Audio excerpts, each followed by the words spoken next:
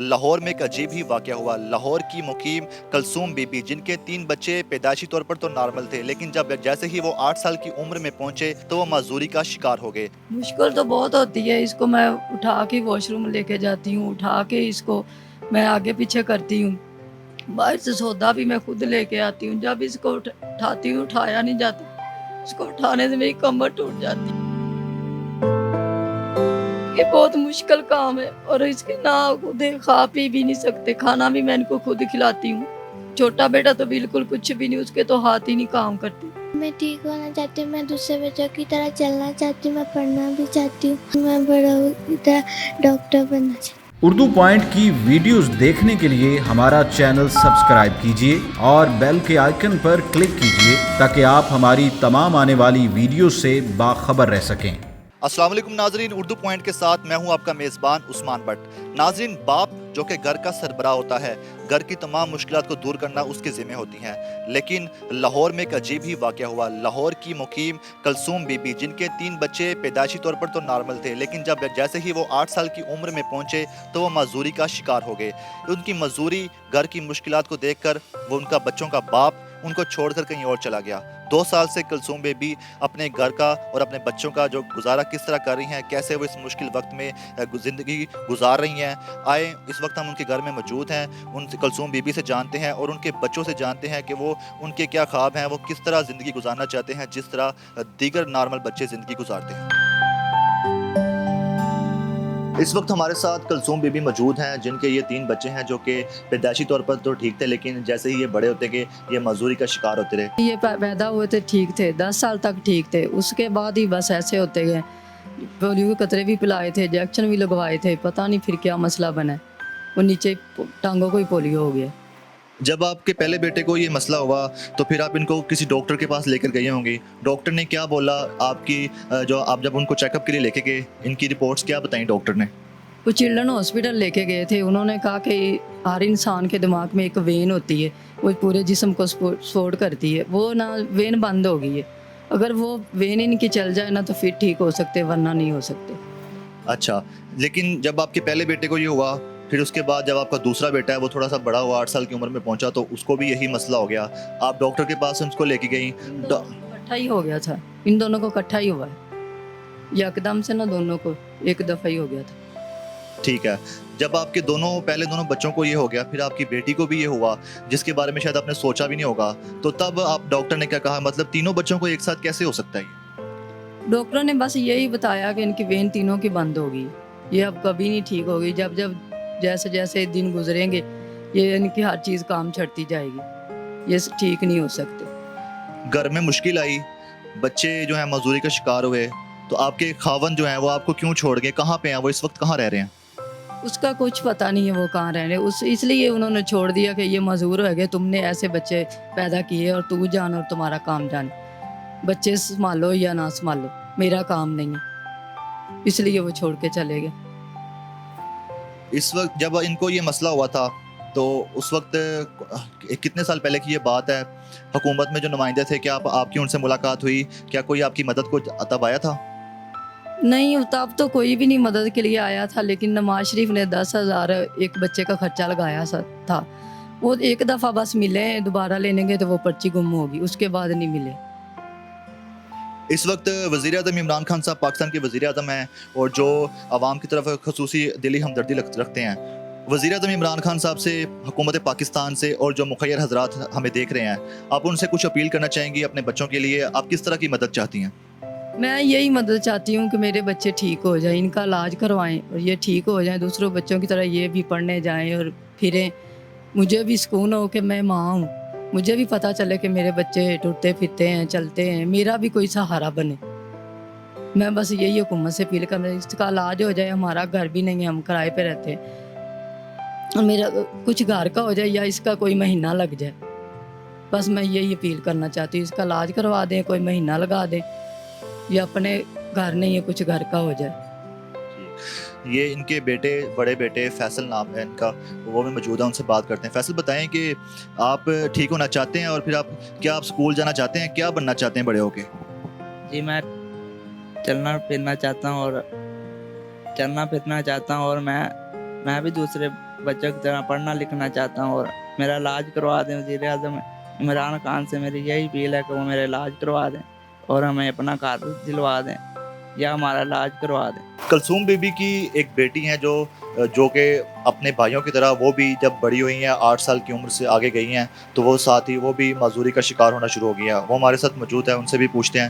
بیٹا آپ بتاؤ کہ کیا آپ ٹھیک ہونا چاہتی ہو؟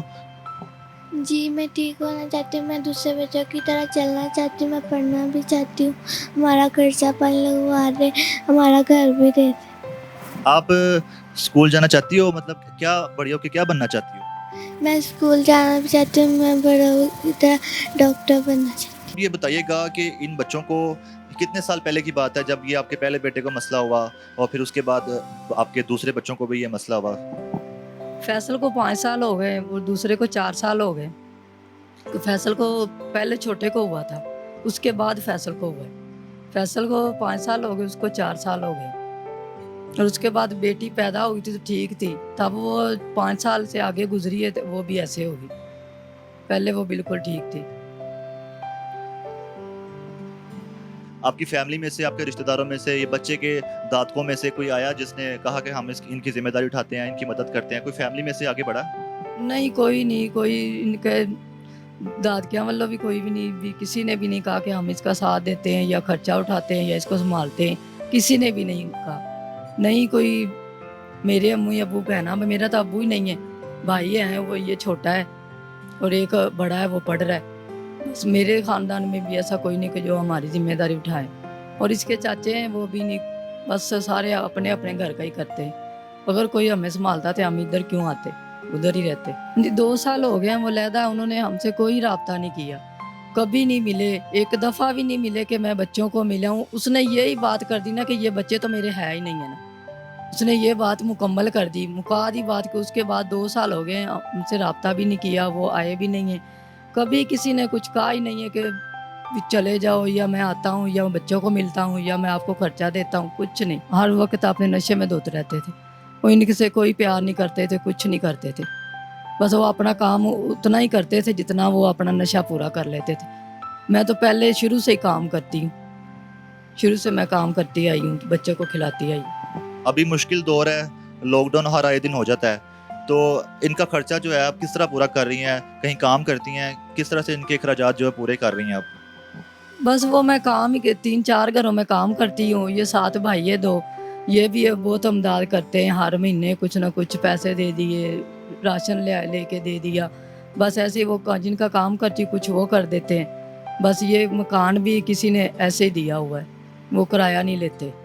اب وہ کہہ رہے ہیں کہ اس کو خالی کرو, ہم نے نیا بنانا ہے. وہ پتہ نہیں اب کرائے پہ ملتا ہے, کیا ہوتا ہے اور کیا نہیں ہوتا. ان کے والد نہیں یہاں پہ اور آپ اکیلی ان کی دیکھ بھال کرتی ہیں. ان کو ایک جگہ سے دوسری جگہ بھی لے کر جانا تو آپ نے ان کو اٹھا کر لے کے جانا ہے. پھر ان کے لیے جو سودا سلف جو طے کر کے جو سامان ہوتا ہے وہ بھی آپ خود ہی لینے جاتی ہیں اکیلی جانے سے. کتنی مشکل ہوتی ہے آپ کو؟ مشکل تو بہت ہوتی ہے. اس کو میں اٹھا کے واش روم لے کے جاتی ہوں, اٹھا کے اس کو میں آگے پیچھے کرتی ہوں. باہر سے سودا بھی میں خود لے کے آتی ہوں. جب اس کو اٹھاتی ہوں اٹھایا نہیں جاتا, اس کو اٹھانے سے میری کمر ٹوٹ جاتی ہے. یہ بہت مشکل کام ہے اور اس کے نہ خود کھا پی بھی نہیں سکتے. کھانا بھی میں ان کو خود کھلاتی ہوں. چھوٹا بیٹا تو بالکل کچھ بھی نہیں, اس کے تو ہاتھ ہی نہیں کام کرتے. اس کو خود ہی میں کھلاتی ہوں, خود ہی آگے پیچھے کرتی ہوں. سارا کام ان کو خود کے لیے کرتی ہوں اور باہر بھی کام کر کے آتی ہوں. پھر ان کا بھی گھر آ کے کرتی ہوں. سارا میں خود ہی کرتی ہوں. کیا آپ کو لگتا ہے کہ ان کے والد کبھی واپس آئیں گے گھر؟ کیونکہ اولاد ہوتی ہے اور ہم نے اکثر دیکھا ہے کہ جو جتنے مرضی پتھر دل ہو انسان ہو, ان کا دل موم ہو ہی جاتا ہے. اپنی اولاد کے لیے انسان ایک نہ ایک دن واپس آ ہی جاتا ہے اپنی اولاد کے پاس. تو اگر وہ کبھی آ جاتے ہیں واپس تو کیا آپ انہیں قبول کریں گے کہ آپ آ جائیں, گھر میں رہیں, گھر کے بطور سربراہ بن کے ان بچوں کا باپ بن کے رہیں؟ نہیں, میں انہیں کبھی نہیں قبول کروں گی کہ انہوں نے ہمارے ساتھ رویہ ہی ایسا کیا, برتاؤ ہی ایسا کیا کہ ہم کبھی بھی وہ بھول نہیں سکتے جو انہوں نے کیا. انہوں نے ہمارا گھر جلا دیا, بچوں کو مارا, بچوں کو گھر سے نکال دیا. کہتے کام کرے, میں نے تمہارا ٹھیکہ لیا ہوا ہے, خود کام کرے اور کھائیں یا اپنی ماں سے کہیں میں تمہارے لیے کچھ نہیں کر سکتی. اب میرے بچے نہیں ہیں, مجھے نہیں پتا آپ کا باپ کون ہے یا کون نہیں ہے. आपकी माँ संभाले, इसने पैदा किया, ये जाने और इनका काम जाने, मैं आपको कुछ नहीं दे सकता। उन्होंने हमारा घर जला दिया, हमें घर से निकाल दिया। उनकी दादी है जो, वो भी मर गई इस गम से जब उन्होंने हमें घर से निकाला। अब वो आ भी जाए तो हम उसे कबूल नहीं करेंगे, उसके साथ कोई राब्ता नहीं रखना चाहते, ना ही कोई रखेंगे। बहुत शुक्रिया, आपने हमें अपना वक्त दिया। नाज़रीन, ये थी कलसूम बीबी जिनके 3 बच्चे हैं और पैदाइशी तौर पर तो ये नॉर्मल थे, लेकिन जैसे ही ये 8 साल की उम्र में पहुंचे ये मजदूरी का शिकार होते गए और इनकी मजदूरी की वजह जो है वो बीबी कुछ सामने ना आ सकी। बचपन में इनकी वालदा के मुताबिक इनको पोलियो के खतरे, हिफाजती इंजेक्शन जो लगवाए जाते हैं वो भी लगवाए गए, लेकिन न जाने इनको क्या मजदूरी आई और ऐसे मुश्किल वक्त में जो घर का सरबराह होता है वो इनको छोड़कर चला गया, इनको इनके हाथ पर चला गया। इस वक्त ये कलसूम बीबी काफ़ी मुश्किल में है, काफ़ी मुश्किल से ये वक्त गुजार रही हैं। हुकूमत पाकिस्तान और मुखैर हजरात जो इस वक्त देख रहे हैं उनसे अपील करती हैं कि इनकी मदद के लिए आएँ और इनकी मदद में के लिए बढ़ चढ़ कर हिस्सा लें, ताकि ये भी, इनके बच्चे भी दूसरे आम बच्चों की तरह नॉर्मल ज़िंदगी गुजार सकें, मुल्क पाकिस्तान का नाम रोशन कर सकें और मुल्क पाकिस्तान के लिए कुछ कर सकें। उर्दू पॉइंट से उस्मान बट को इजाज़त दीजिएगा। अल्लाह निगहबान।